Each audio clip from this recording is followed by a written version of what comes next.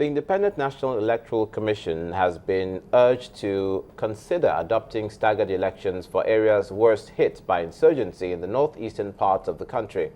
Now, the Cleen Foundation told a news conference in Abuja that it may be a challenge for the country to deploy 30,000 troops during the elections for each state, as was the case in Osun and Ekiti.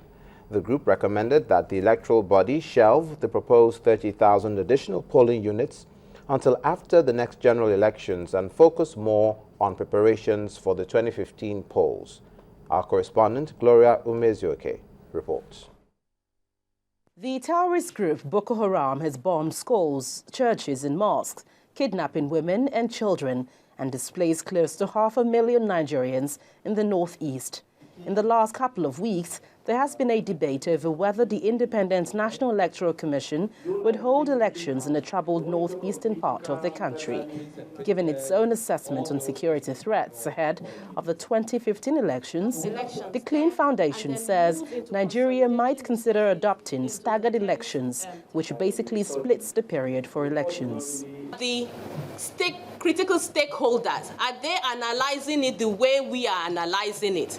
If they are saying, okay, no problem, we'll go ahead with 2015 general election as planned, what are the plans that are being put in place? Even one life is not worth to be lost as a result of going to the polls. This is the first time we're coming out to say, do you want to consider staggering these elections based on what we are seeing? The staggered election depends upon the judiciary, and that is all. If the place is violent-free, non-violent, you don't need any staggered election in that very place. But where you think where you have the area boys and the endabas, you're supposed to make sure that you police that very place properly.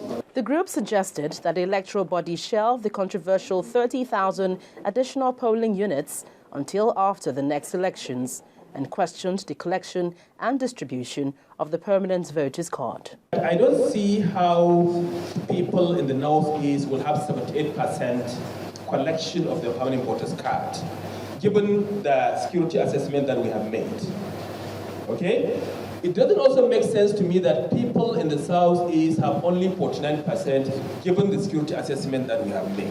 It has been pointed out clearly here that the success of the 2015 elections is hinged on security and its operational independence, while as campaigns intensifies, focus is more on the military now to see how it can tame the situation in the northeast, especially to enable a violence-free 2015 elections. Gloria Umezioke, Channel